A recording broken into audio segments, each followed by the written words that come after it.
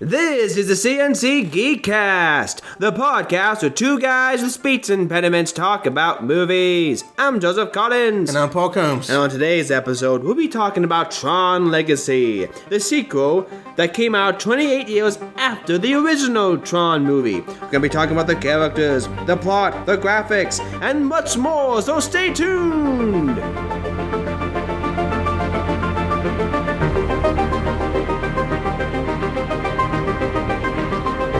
And the graphics in this movie were great, but I don't think any rational person would argue with my statement that the soundtrack is the best part. It is, which is a bit disappointing in the sense that out of all the things to take from this film that's memorable, the soundtrack is the one that stands out above all of it. Well, I don't know that I would use the word sad. I mean, truthfully, yeah. I mean, of course we would like a better film, better performances. Well, that's what I mean by the sense sad. Not sad in the sense that the soundtrack is good. I mean, the soundtrack is fantastic. But sad in the sense that I wish there was more memorable things. If you think of Star Wars, you can think of so many things about Star Wars. So many things about Lord of the Rings. The soundtrack is one of many things that stands out when it comes to those films. Or Back to the Future.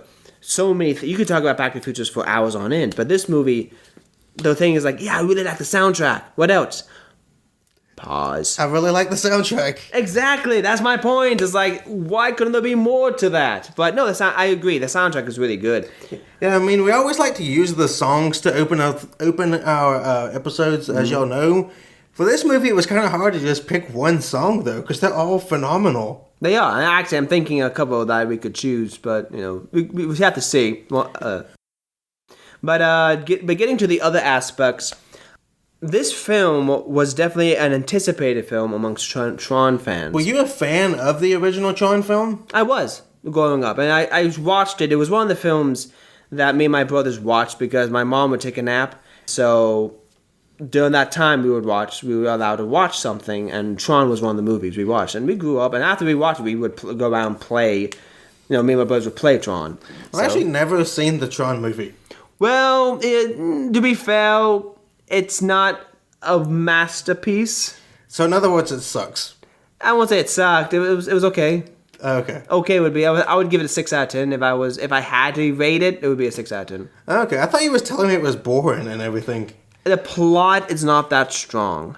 And so, yeah, it will come off as boring because of it. It was really revolutionary for the time. Because it was one of the few movies that started that was actually, you know, computer generated. The most of it was made in the computers, and we're talking about like old times. Yeah, 1982. Yeah, they had to type that stuff in. I mean, like go through the codes and the work they had to do just to get all those scenes. It was an accomplishment at the time. No, it was. It's actually interesting that both Tron films have kind of pioneered filmmaking techniques. Mm-hmm. Because this Tron Legacy also does the bit with the de-aging of Jeff Bridges. Yes, that you saw in Rogue One and you saw in Civil War with Tony Stark. Yeah, you saw it in Rogue One with Tarkin, you saw it in Rogue One with Princess Leia, and had it not been for Tron Legacy, it may have been a little... Maybe a bit later. Yeah, it may have been a bit later. Yeah. And Jeff Bridges, I mean, yeah, to be fair, at the time, it's like, yeah, you could somewhat tell, but I'm like, yeah, it's a bit fake, but... I mean, it was almost 8 years ago, so... Mm-hmm. Yeah, but it's fair. It's fair to sit there and say, yeah, it may not age well, but I appreciate them trying because it did push technology forward. Exactly. But the interesting thing about this film when it comes to graphics is, unlike the original film, they actually mixed live sets with, I guess, blue screen. Unlike the original, which basically, when it was in the computer, it was not blue screen, it was black screen.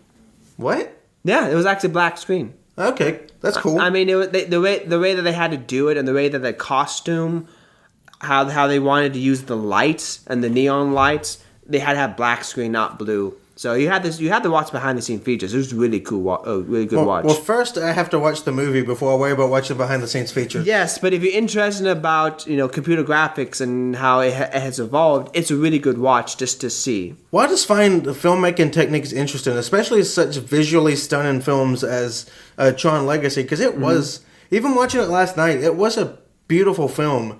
It doesn't compare to when you and I watched it the first time. Also, do you remember that's the first night we actually met? Was for the Tron Legacy premiere? Oh, I didn't know it was the first time we met, but okay, I don't remember that. Yeah, that was back in 2010. Yeah, 7 years ago. Man, it's been a long time. Yeah, we've been friends a while. never saw us doing a podcast together, but it's kind of cool. Yeah, it is. But no, other than I was really looking forward to this film, and when I saw it, did the character stand out for you? No. No? No. No. I mean, like, if I could sum up the lead, Garrett Hedlund, in one phrase, you know the phrase I would use? What? Generic white guy. Oh. Like, No? I was forgetting his face even as I was looking at it. Okay. I mean, I did like Olivia Wilde. She did an okay performance. In my opinion, Jeff Bridges even phoned it in a bit. Why is that? He just channeled way too much of the dude. It felt like the dude got sucked into the computer, and that was the character. The dude abides. Serious jazz, man. That's all it felt like. I mean, it was competent. He had some good lines. The only actor that I really thought had fun with the role was Martin Sheen. Martin Sheen? Martin Sheen? No, I think it was Martin Sheen, was it? Well, I said Martin Sheen. I accidentally meant Michael Sheen. Yes, Michael Sheen. But you were saying how much he seemed like he enjoyed the He did. He actually had fun with the role. Because as I said, the Garrett Hedlund, the main actor playing Sam, he seemed like he was there. Yeah, but at the same time, do you think that what he was trying for was kind of a depressed character? Because he did lose his dad for 28 years. So maybe he was just trying to act really sad and depressed, and he didn't come off with energy because he's not supposed to come off with energy. But in the opening scene, you still want energy. Because in the opening scene, you see him on his... motorcycle? You see him on his bike. You see him jumping off the roof of the Incom Tower. Yeah. And even then, he has no charisma. Ah, okay. I mean, at least that's my opinion. What do you think? I thought that, to be fair, it's like those for me. It was passable. It's a Tron movie, so you're not expecting a phenomenal performance. No, I mean like I said, it's passable. I mean, for me, there are far more complaints I have about this film than the performances, but it's okay. I always find it odd too. Watching it again last night, I was like, "Wait, is that Cillian Murphy?" And I actually IMDb'd it, and I was like, "Why is Cillian Murphy in this movie for like 1 minute?" Cillian Murphy? He was in 28 Days Later. He was in Dunkirk. Oh, that guy? Yeah. He's in this movie, and he has like a couple of lines, and then he never does anything else. I think they probably were trying to set him up for a sequel. I think he was supposed to be the next antagonist in Tron 3. Because he was because the thing is, he was Dillinger's son from the first film. So Dillinger, who was the antagonist of the first film, that was his son. And so he was working for Incon, I guess because of family ties. And once Flynn disappeared, he was trying to take the company back. So maybe they were going to have a hostile takeover in the third film, and that's that storyline was supposed to go. So, so they're trying to set up for a sequel.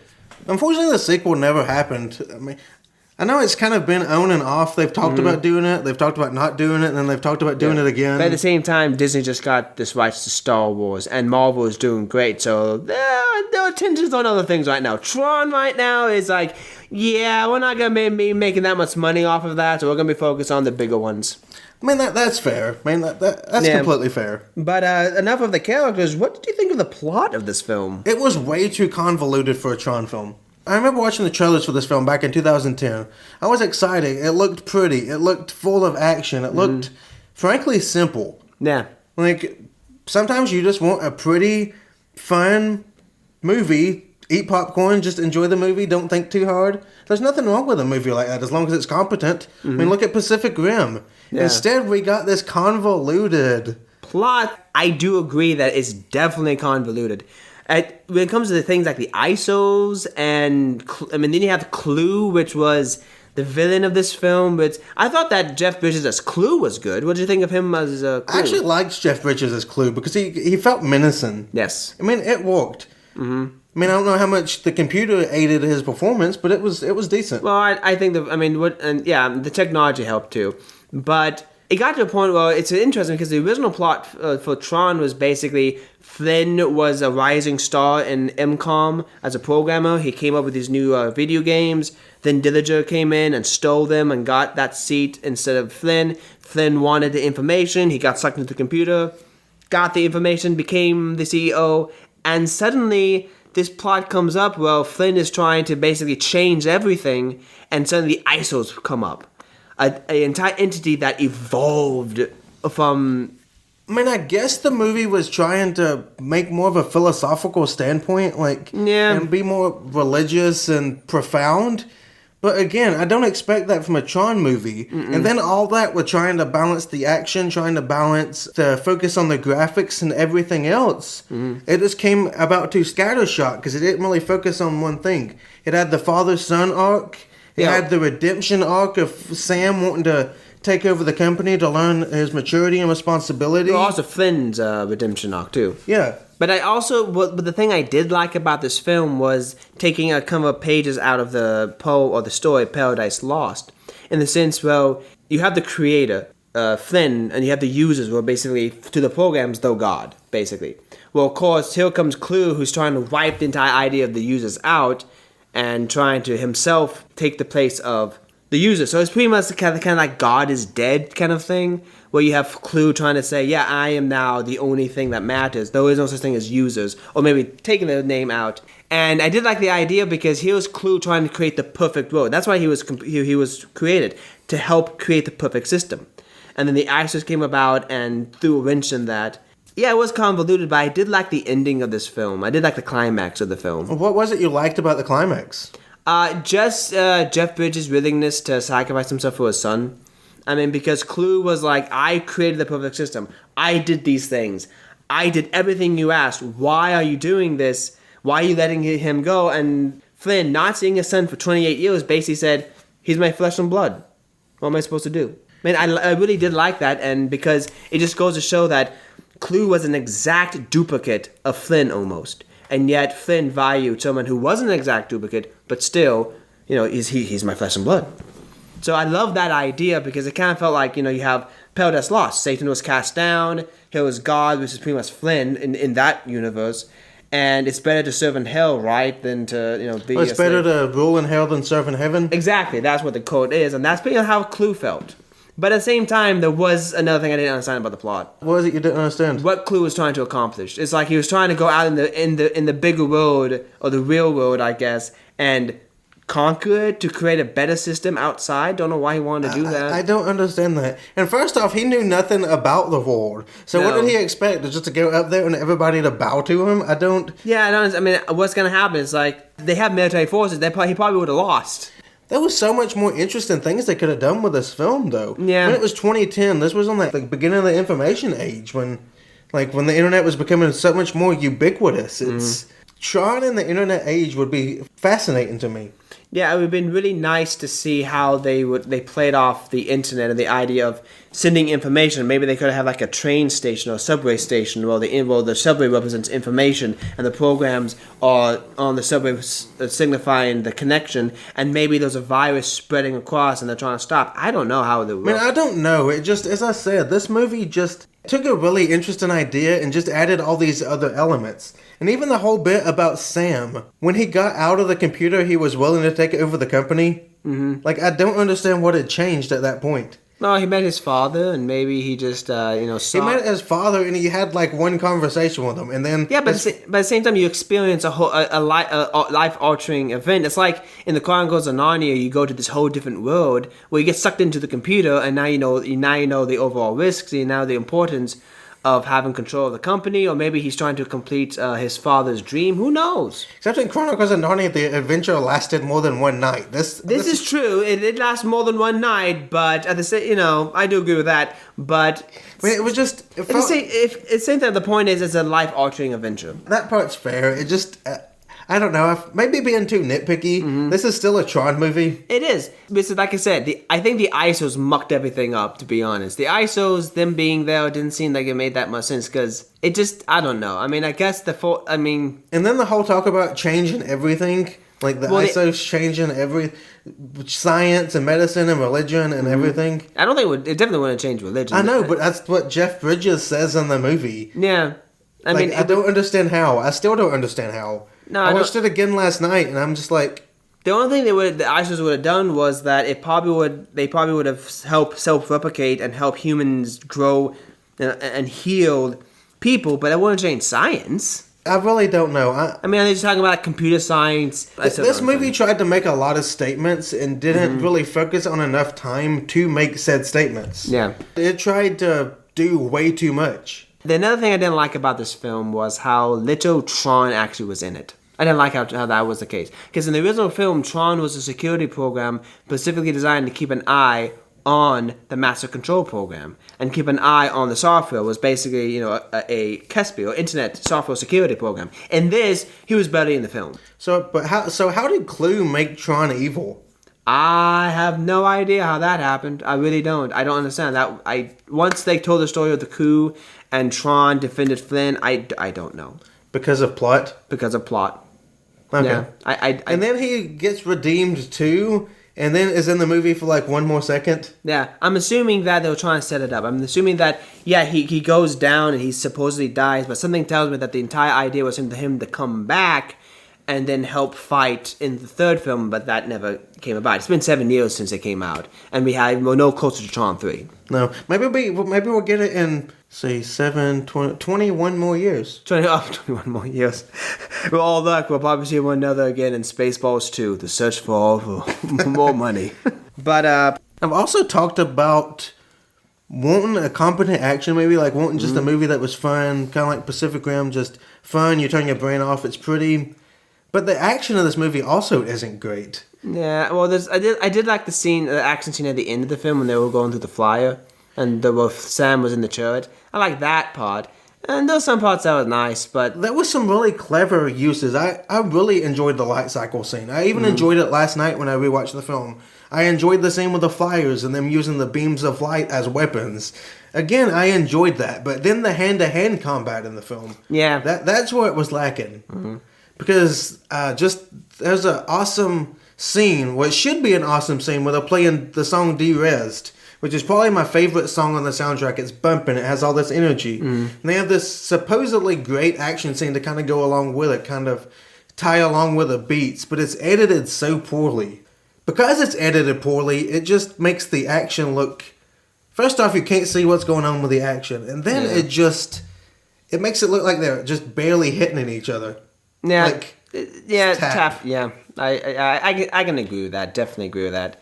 The action in that sequence, and again, it goes back to, and that's probably one of the reasons why Mad Max Fury Road was so beloved, because it brought back a simple, good action movie, but could say that, hey, action movies can tell good stories, like John Wick as well. Yeah. I mean, that's what I like about just a lot of the simplicity of movies, like John Wick, like Mad Max Fury Road. They have these simple stories. They don't worry about being convoluted or trying to make these grand statements. Yeah, well, the same thing. I was watching, La La Land, and I was just looking at the cinematography. I'm like, wow, this is just simple. It's nice. It's not the camera's not shaking. It's just panning. And the opening scene in that film and how they introduced both characters was just one tracking shot, and it was really simple from a cinematography standpoint. But at the same time, it's like, I understand where everything was going. Same thing with Mad Max Fury Road, how they centered the frame so when it cut between shots, the eyes knew exactly where it needed to go. This movie did not do any of that. No, it looked very good, and that's one of my issues I have with when you have board of directors deciding who to direct a film. They chose the director because it was great visually, but story-wise, it could have been better, or the editing could have been a lot better. But what did you think of the father and son storyline? Because that's pretty much what this movie is about. It kind of is. Even if it doesn't get a lot of focus, that's actually probably one of my bigger problems with the film. I've talked about this a lot. But it tried to be a father-son story. But it just did so much else. It dulled the emotional connection to that. Yeah. I think it should have been just... Flynn, Sam, and Clue and their dynamics. Yeah. And I would have really loved, I go back, of treating Clue like the son, or the I made you in my image, but I favor Sam more. And I just wanted that entire dynamic, like Clue was like, I did this, I did that, why are you favoring him? You haven't seen him in 28 years. Going back to the thing as well, he's my son. It's that simple. And I just love that line because it just shows that even though you made him in your image, nothing beats this person who may not be completely in your image, but still flesh and blood. Yeah. I mean, I enjoy that aspect, and I would love to have that. I think that's what it should have been. That's what the storyline should have been. Just reduced to those three elements. No, I completely agree with that. Because to be fair, I was watching the Hobbit behind the scene features, And when they brought in Tyrael, the third character, the reason why they went for the love triangle was because Peter Jackson and the director said that you can always get more drama when you have 3 or more characters interacting with one another. And I'm like, okay, that may be true, but you gotta do it right for it to be, successful. But there was one more thing that really annoyed me at this film, and that was the death of Flynn's wife. We find out about it in the beginning of the film, and there was a scene in the film very quickly where Flynn was dreaming about his wife, and you don't hear about it ever again. And I'm like, that would have been... And that just goes back to say that these characters are incomplete characters. But that would have been such a great motivation, I think, for Flynn. Instead of it being the ISOs, he could have gone into the computer to bring his wife back. I mean, when you think about it, it's like maybe he was trying... He could have duplicated his wife and found out that, he was making I don't want to say abomination, but was going too far at that point. And the reason why he got stuck was he didn't want to leave because his wife couldn't get out. I thought that would have been a better way of approaching it in the sense of it. That was a lot better things they could do. But what did you think of that idea in general? I mean, what do you think? I mean, do you like? I don't know. Would you like to see that? I don't know. Like, you don't truthfully, know? No, I really don't. I mean, I honestly think that when the ISOs came out, he could have, or maybe what happened is that the plot is that the wife is dying of an illness, so in order to save the wife, he brings the wife into the computer world and gives the wife the ISO things, and now is trying to get her out, but couldn't because Clue stopped it. I'm a critic, not a screenwriter. I understand that, but at the same time, it's like I think it's a pretty cool idea.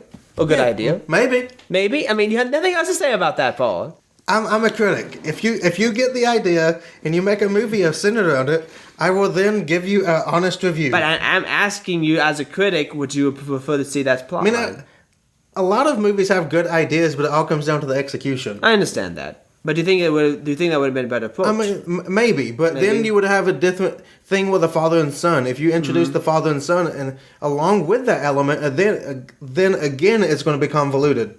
Convoluted? Do you think so? Yeah. Yeah. Well, now I mean, I think that the motivations. I mean, would have been. I think the motivations would have been. You could have had this great scene in line between you can't stop death. You can't do this. You can't do that. And I think it would have been better because both. I don't know. I think it would have been better, but. Yeah. Yeah, but man, we talked about this movie a lot, didn't we? Yeah, we did. We did. Is there anything else you want? I mean, anything else you can think about? That's not really in regards to the movie. Maybe eventually we'll get a sequel. I mean, eventually, yeah. That's kind of my hope, and maybe it too will pioneer some filmmaking technique. Yeah, I think so too. But I think to be fair, Marvel is doing enough of that, and maybe Rogue One, maybe some new Star Wars. I said with so many Disney properties, I don't know that we will see a sequel. Yeah. Just because they're having so much success with our other properties. Mm-hmm. But we can hope because it is such an interesting idea. Mm-hmm. Yeah, I hope so. But before we go, is there any shout outs you want to give? Not a couple shout outs, but I'm wanting to do the questions thing again. Okay. We had a lot of fun with this last episode. We just answered a couple questions, and well, we got a couple more this week. So all right, so let's ask away. So our first question is actually, what's your favorite video game movie? None of them.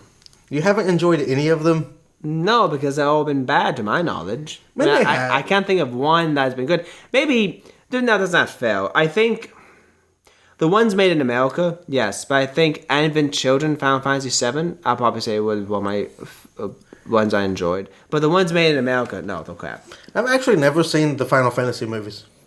One of them, Advent Children, it was pretty good. I think it's my favorite, but like I said, that was outside of Mine are the Resident Evil movies, but Paul. I know I'm kind of a movie critic, a wannabe movie critic. Yeah, you know better than that, Paul. I should know better, but I love these movies for some reason. I don't know. I've seen every single one of them in theaters. Sad tears down my face. Yeah, I mean it's tragic. They're terrible, but I love them. And if they make any more, I will buy tickets and I will be there opening weekend. Paul, you're the reason why there's 7 of them. You and other people. Me and a lot of other people. Yes, I don't know why you guys can't see this.